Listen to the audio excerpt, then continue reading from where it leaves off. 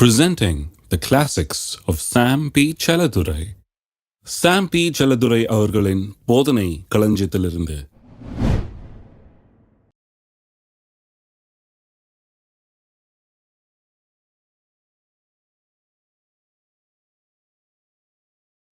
ஆகையால் மிகுந்த பலனுக்கு ஏதுவான உங்கள் தைரியத்தை விட்டு விடாதிருங்கள். நீங்கள் தேவனுடைய சித்தத்தின்படி செய்து வாக்கு தத்தம் பண்ணப்பட்டதை பெரும்படிக்கு பொறுமை உங்களுக்கு வேண்டியதா இருக்கிறது.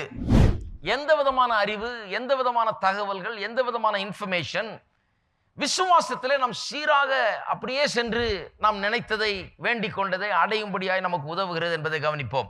முதலாவது காரியம், நான் கேட்டுக்கொண்டது சரியான ஒரு காரியம், ஆகவே அதை நான் நிச்சயமாய் பெற்றுக்கொள்வேன் என்கிற ஒரு மாறாத நம்பிக்கை நமக்குள்ள இருக்க வேண்டும். நான் கேட்டுக்கொண்ட காரியம் சரியானது, நான் சரியா தான் கேட்டிருக்கிறேன், நான் தப்பா கேட்கல, நான் சரியான காரியத்தை தான் கேட்டிருக்கேன், கர்த்தரிடத்துல சரியான விதத்துல தான் நான் கேட்டிருக்கிறேன் என்கிற நிச்சயம் நமக்கு முதலாவது இருக்க வேண்டும். இரண்டாவது, இந்த கேட்ட பிறகு போய் அடையிறதுக்கும் கேட்கறதுக்கும் நடுவில் அப்படியே சீராக போகிறதுக்கு இன்னொரு காரியம் என்ன பண்ண வேண்டும் என்று சொன்னால், எதற்கு சில காரியங்கள் நேரம் எடுக்கிறது என்பதை நாம் சரியாக புரிந்து கொள்ள வேண்டும். ஏன் நேரம் எடுக்குது சில காரியங்கள் என்பதை புரிந்து கொள்ள வேண்டும். முதலாவது காரியம், விசுவாசம் வளர்வதற்கு அநேக நேரத்தில் நேரம் தேவைப்படுகிறது. ரெண்டாவது, ஏன் நேரம் எடுக்குதுன்னு சொன்னால், தேவன் சில காரியங்களை அரேஞ்ச் பண்ணுகிறார், காரியங்களை வாய்க்க பண்ணும்படியாக சில காரியங்களை அலைன் பண்ணுகிறார். அதெல்லாம் கொண்டு வந்து கரெக்டாக சேர்க்கறதுக்கு சில நேரத்தில் சில சூழ்நிலைகளை, சில ஜனங்களை, சில காரியங்களை சரி பண்ணி எல்லாவற்றையும் நமக்கு சாதகமாய் கொண்டு வருவதற்கு கொஞ்சம் நேரம் ஆகிறது. மூன்றாவது, மற்றவர்களுடைய ஒத்துழைப்பு இல்லாதனால சில நேரத்தில் தாமதமாகலாம். நான்காவது காரியம், ஏன் லேட் ஆகுதுன்னு சொன்னால், இயற்கையாக சில காரியங்கள் ஒரு காலத்துக்கு பிறகு தான் நடக்க முடியும். இப்போ குழந்தை பிறகுதுன்னா 9 மாதம் சுமந்து தான் பிறக்க முடியும். அதனால்தான் ஆபிரகாமுக்கும் சாராவுக்கும் தேவன் வாக்கு தத்தம் பண்ண போது சொல்லுகிறார், ஆதியாகமம் 18ஆம் அதிகாரத்திலே 10ஆம் வசனத்திலே இப்படி வாசிக்கிறோம், அப்பொழுது அவர் ஒரு உற்பவ கால திட்டத்தில் நிச்சயமாய் உன்னிடத்தில் திரும்ப வருவேன். உற்பவ கால திட்டத்தில்னா 9 மாதத்துக்கு பிறகு, அதாவது பெண்கள் சாதாரணமாக எவ்வளவு நாள் இந்த குழந்தையை தங்களுடைய கருவிலே வைத்து சுமக்க வேண்டுமோ அந்த கால திட்டம், அந்த கால திட்டத்தில் உன்னிடத்தில் நான் வருவேன் என்று சொல்ல உற்பவ கால திட்டம்னு ஒன்று இருக்கு. ஒரு பெண் ஒரு குழந்தையை தன்னுடைய வயிற்றிலே சுமக்கிறாள் என்று சொன்னால் எவ்வளவு நாள் சுமக்க வேண்டும் என்று ஒரு கால திட்டம் இருக்கிறது. அந்த கால திட்டத்தில் இடத்துல வருவேன்னு சொன்னார். கர்த்தர் அற்புதமாக வாக்கு தத்தம் பண்ணியிருக்காரு, அதனால நாளைக்கே உனக்கு நடந்துடும் சொல்றது இல்லை. எந்நேரமும் கர்த்தர் இயற்கை விதிகளை அப்படியே தூக்கி எறிஞ்சிடுறது கிடையாது. அநேக நேரத்தில் அதன் மத்தியில் தான் கர்த்தர் வேலை செய்கிறார். ஆகவே சில நேரங்களில் சில காரியங்கள் கொஞ்ச நாள் எடுக்குது. ஏனென்று சொன்னால் அதற்கென்று ஒரு காலத்திட்டம் இருக்குது. தென்னங்கன்று வச்சிங்கன்னா அது 3 வருஷம் 4 வருஷம் என்னமோ ஆகுன்றாங்க. நீங்கள் தேங்காய் பார்க்கறதுக்குள்ள அது வரைக்கும் தேங்காய் கடையில் வாங்கி தான் சாப்பிட்ணும், மரத்துலேருந்து பறிக்க முடியாது. ஆனால் நிச்சயமாக 4 வருஷத்தில் தென்னை மரத்தில் தேங்காய் உண்டாகும், உங்கள் சொந்த தேங்காயை சாப்பிடுவீங்க. இதுதான் இயற்கை பிரமாணம், அது நிச்சயமாக கிரியை செய்கிறது. ஆகவே சில காரியங்கள் கொஞ்சம் நாள் எடுக்கத்தான் செய்கிறது. அந்த நாளுடைய நிறைவு வரும்போது தான் அதனுடைய நிறைவேறுதலை நாம் பார்க்க முடியும். ஆகவே சில காரியம் காத்திருக்க வேண்டியதாக இருக்கிறது. 5வது காரியம், பிசாசானவன் ஏற்படுத்தும் சில இடையூறுகள் நிமித்தமாக சில நேரங்களிலே காலதாமதமாகிறது. இதை கடைசியில் ஏன் போட்டேன்னா, அவன் ரொம்ப முக்கியமே இல்லை, அதனால தான் கடைசியில் வச்சிருக்கிறேன். என்னுடைய பிரச்சனை அவன் கிடையவே கிடையாது. அவன் இடையூறுகளை ஏற்படுத்தலாம், ஆனால் நான் கண்டிப்பாக அடைஞ்சே தீருவேன். அவன் எப்பேற்பட்ட இடையூறு, அவன் என்ன தந்திரம் பண்ணி, எங்கே எந்த பொய்யை சொல்லி, என்ன புரட்டை பண்ணி, என்ன இடையூறு பண்ணி, என்ன கலாட்டா பண்ணாலும் அவன் ஒரு பெரிய ஆள் இல்லை, அவனுக்கு எந்த சக்தியும் கிடையாது. அவன் தோற்கடிக்கப்பட்டவன், அவன் ஒன்றுமில்லாதவன், அவன் சக்தி இழந்தவன், அதிகாரம் பறிக்கப்பட்டவன், அவன்கிட்ட ஒன்றும் கிடையாது, மகிமை இழந்தவன் அவன். எனக்கு மகிமை கொடுக்கப்பட்டிருக்கிறது, கனத்தினாலும் மகிமையினாலும் என்னை கர்த்தர் முடிசூட்டி இருக்கிறார் என்று வேதவசனம் சொல்லுகிறது. நான் மனுஷன், தேவனால் உண்டாக்கப்பட்ட மனுஷன், தேவனுடைய சாயல்ல உண்டாக்கப்பட்ட மனுஷன். அது மட்டுமல்லாமல் பிசாசின் மீது எனக்கு அதிகாரத்தை கர்த்தர் கொடுத்திருக்கிறார். ஆனா பிசாசு இடையூறு உண்டாக்குறான். ஆமா, இடையூறு உண்டாக்குறான். அதையும் இதையும் பண்ணி எதையாவது ஒரு சின்ன கலாட்டா பண்ணி அங்க என்னத்தையாவது யாரையாவது தூண்டி விட்டு என்னத்தையாவது பண்ணி என்னத்தையாவது குழப்பம் பண்ணிட்டு இருக்கிறது அவன் வேலை. சாத்தானுடைய வேலை அதுதான். அவன் ஒன்றும் பெரிய சக்தி இல்லைங்க. அவன் ஒன்றும் பெரிய AK-47 எடுத்துன்னு வந்து இப்படி நிக்கிறது இல்லை. அவன் என்னன்னா அப்படியே பூந்து எதையாவது ஒன்று சொல்லி என்னத்தையாவது பண்ணி கெடுத்து, யார் மனசையாவது கெடுத்து, என்னத்தையாவது பண்ணி எங்கேயாவது கலாட்டா பண்ணி இப்படியே பண்ணிக்கிட்டு இருப்பான். ஆனா நான் சொல்றேன், எனக்கு அதிகாரம் கொடுக்கப்பட்டிருக்கு. என்னுடைய அதிகாரத்தை நான் சரியா உபயோகப்படுத்தி என்னுடைய விசுவாசத்தை நான் தொடர்ந்து நின்றால் அவன் எத்தனை இடையூறுகள் உண்டாக்கினாலும் அது ஒன்றுமே கிடையாது. அத்தனை இடையூறு மத்தியிலும் நான் நிச்சயமாய் எதை விரும்புகிறேனோ அதை அடைந்தே தீர்வேன். எத்தனை பேர் விசுவாசிக்கிறீங்க? அடைந்தே தீர்வேன். அப்ப அவன் பிரச்சனை ஒரு பெரிய பிரச்சனை இல்லை. அவங்க ஒரு கால் தூசுக்கு சமானம். அப்படியே அங்கங்க அலைஞ்சு என்னத்தையாவது பேசுற ஒரு பிசாசு. அது அந்த பிசாச அதிகாரம் செலுத்தினா ஒண்ணுமில்லாமல் போகிறான். அதனால சில இடையூறுகள் உண்டாகிறது, உண்மைதான். அவன் சில காரியங்களை கெடுக்கிறான், உண்மைதான். ஆனால் வெற்றி என்னுடையது என்கிறது நிச்சயம்.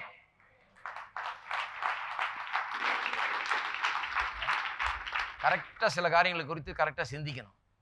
ஒருத்தர் சொல்றாரு, பிசாசு ரொம்ப பிஸியா இருக்கிறான் பிரதர். இருந்துட்டு போட்டுமே, அவன் அலையிற பிசாசு, அவன் இருந்துட்டு போட்டான். அவன் எவ்வளவு பிஸியா இருந்தாலும் என்ன தோற்கடிக்க முடியாது. அவன் ஏற்கனவே தோற்கடிக்க முடியாது. பிசாசு ரொம்ப ஜாக்கிரதையா இருக்க. இல்ல, நான் ஜாக்கிரதையா இருக்க போறது இல்லை. அவங்கிட்ட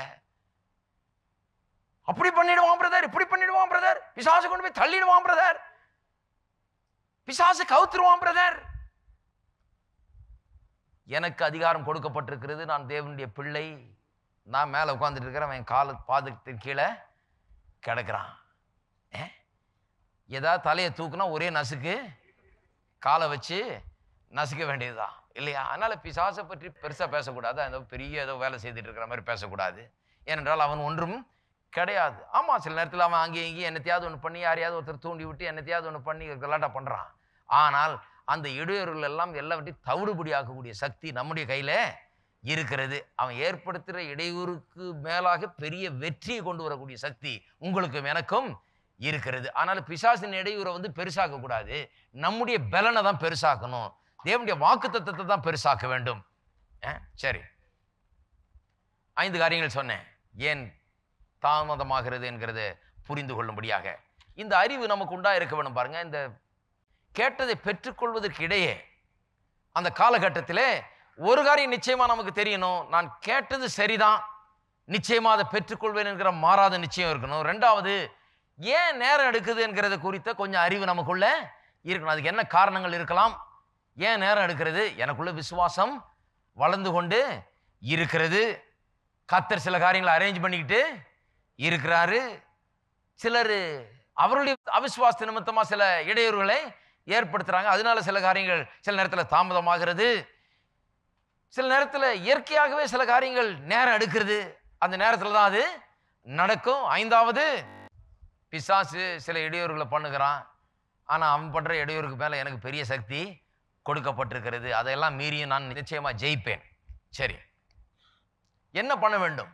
விசுவாசத்தை நான் அதே சீராக செலுத்துவதற்கு, நான் நினைத்ததை வேண்டிக் கொண்டதை பெற்று அடைவதற்கு நான் என்ன செய்ய வேண்டும்? இதெல்லாம் புரிந்து கொள்ள வேண்டும், அறிந்து கொள்ள வேண்டும். அதுக்கப்புறம் நான் என்ன செய்ய வேண்டும் என்பதை நான் ஒரு சில காரியங்களை சுட்டி காண்பிக்க விரும்புகிறேன். குயிக்கா கடகடன்னு சொல்லிட்டு போறேன். பாருங்க, என்னுடைய மைண்டை நான் மேனேஜ் பண்ண வேண்டும். நான் விண்ணப்பித்த நாளிலிருந்து பெற்றுக்கொள்ளுகிற நாள் வரை என்னுடைய மைண்ட், என்னுடைய சிந்தனைகளை, என்னுடைய எண்ணங்களை, என்னுடைய தியானங்களை நான் கண்ட்ரோல் பண்ண வேண்டும். நான் என்னுடைய மனதை எதனால் நிரப்ப வேண்டும் என்று சொன்னால், தேவன் எதை வாக்கு பண்ணி இருக்கிறாரோ அதை நிறைவேற்ற வல்லவராய் இருக்கிறார். அதுக்கு பற்றி ஆபிரகாம் பற்றி சொல்லியிருக்குது, வல்லவராய் இருக்கிறார் என்று எண்ணி.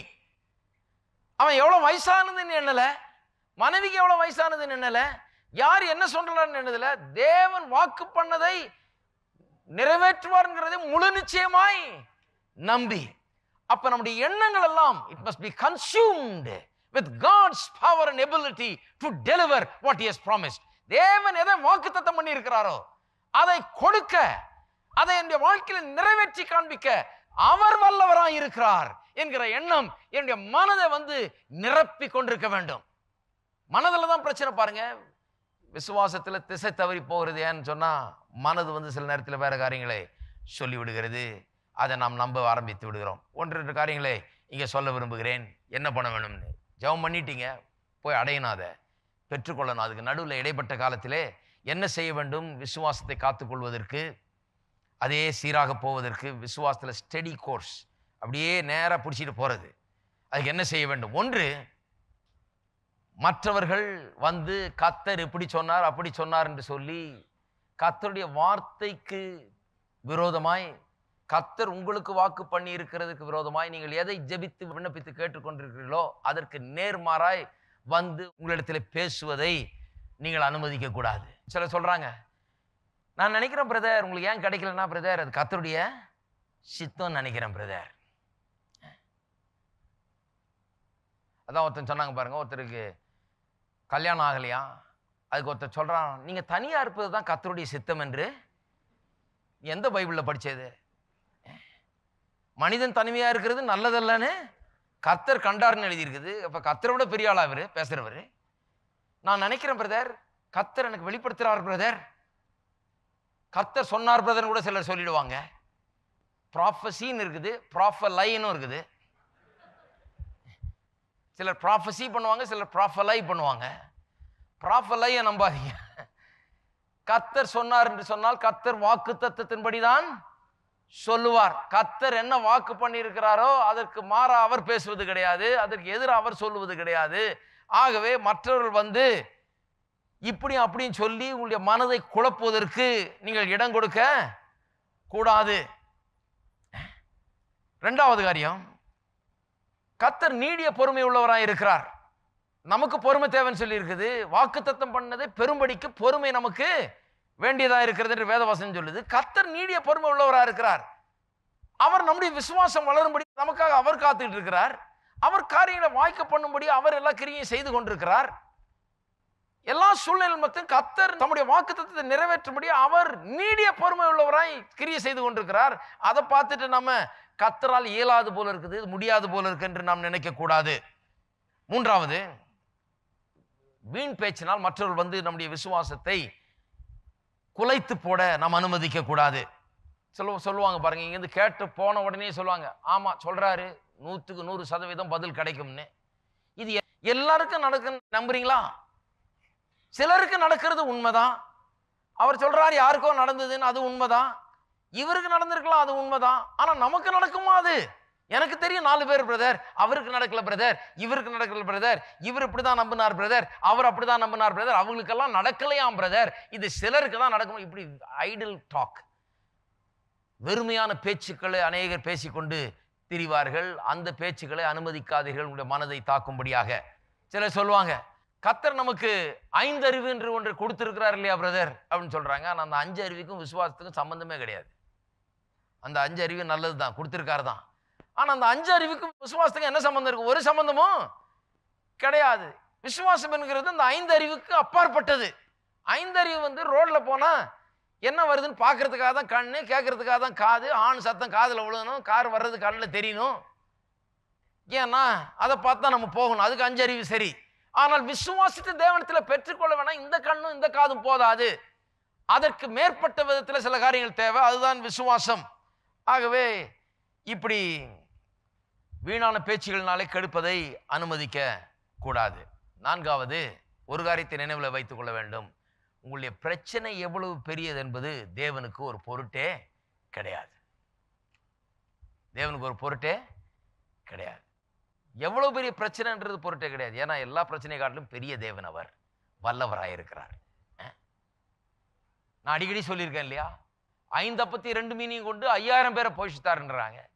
5000 பேரை ஏன் போஷித்தார்னா வெறும் 5000 பேர் தான் இருந்தாங்க, அதனால தான் 5000 பேரை போஷித்தார். இன்னும் அதிகம் பேர் இருந்தால் நிச்சயமா அதிகம் பேரை போஷித்திருப்பார். 5000 பேரை போஷிக்கிறதும் ஒண்ணுதான், 5 கோடி பேரை போஷிக்கிறதும் ஒண்ணுதான். 5 அப்போ 2 மீனை வச்சு 5000 பேரை போஷித்தார்னு சொன்னா 5 கோடி பேரை போஷிக்கிறது என்ன கஷ்டம்? எல்லாம் ஒண்ணுதான். எவ்வளவு பெரிய பிரச்சனைங்கிறது பிரச்சனை இல்ல, நீங்கள் எவ்வளவு விசுவாசிக்கிறீர்கள் அதுதான் பிரச்சனை. ஆகவே கர்த்தருக்கு உங்களுடைய பிரச்சனை எவ்வளவு பெரியதுங்கிறது ஒரு பொருட்டே கிடையாது. எவ்வளவு பெரிய பிரச்சனையா இருந்தாலும் சரி, கர்த்தருடைய வாக்குத்தத்தம் இவ்வாறாக இருக்கிறது, அந்த வாக்குத்தத்தம் நிச்சயமா என்னுடைய வாழ்க்கையில வந்து நிறைவேறியே தீரும். எத்தனை பேர் அதை விசுவாசிக்கிறீங்க? விசுவாசிக்கிறீங்களா? எல்லாரும் எழுந்து நின்று நாம் ஒன்றாய் சொல்லுவோம். இதை கரங்களை உயர்த்தி சொல்லுவோம். கர்த்தர் வாக்கு பண்ணினதை நான் பெற்றுக்கொள்ள எனக்கு பொறுமை அவசியம். தைரியத்தை கைவிடாதிருந்தால் நிச்சயமாய் கேட்டுக்கொண்டதை நான் அடைந்தே தீருவேன். என் விசுவாசம் வளரும். தேவன் எல்லா காரியங்களையும் வாய்க்க பண்ணுவார். எந்த பிசாசின் சக்திகளும் இதை தடுத்து நிறுத்த முடியாது. தேவன் அவர் வாக்குத்தத்தம் பண்ணதை நிறைவேற்ற வல்லவராயிருக்கிறார்.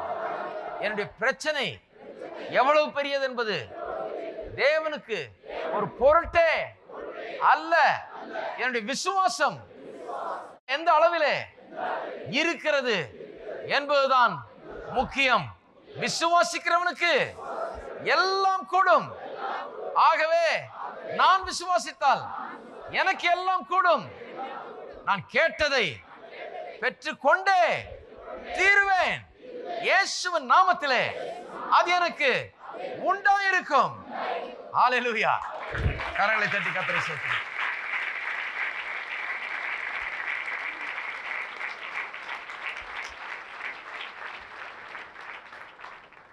கரங்களை உயர்த்தி நாம் கர்த்தரை ஸ்துதிப்போம். கர்த்தர் உங்கள் ஜெபத்தை கேட்கிறார் என்கிற தைரியம் நமக்கு உண்டாயிருக்கிறது என்று வேதம் சொல்லுகிறது. அவருடைய சித்தத்தின்படி கேட்டால் அவர் நமக்கு செவி கொடுக்கிறார் என்பதே நாம் கொண்டிருக்கிற தைரியம், நிச்சயம். உங்கள் ஜெபத்தை கர்த்தர் கேட்டிருக்கிறார். உங்கள் இருதயத்தின் வாஞ்சைகளை நீங்கள் சொல்லி இருக்கிறீர்கள். நிச்சயமாய் அதை நிறைவேற்றுவேன் என்று கர்த்தர் அவர் அதில் உறுதியாக இருக்கிறார். நாம் அதில் உறுதியாக இருக்க வேணும். அதை நிறைவேறுதலை காணும்படியாக, நிறைவேறுதலை கண்டே தீர்வேன் என்கிற ஒரு பெரிய தீர்மானத்தோடு இருக்க வேண்டும். விசுவாசத்தை, தைரியத்தை கைவிட்டு விடக்கூடாது. விசுவாசத்தை விட்டுவிடக்கூடாது. தொடர்ந்து அதில் நிற்க வேண்டும்.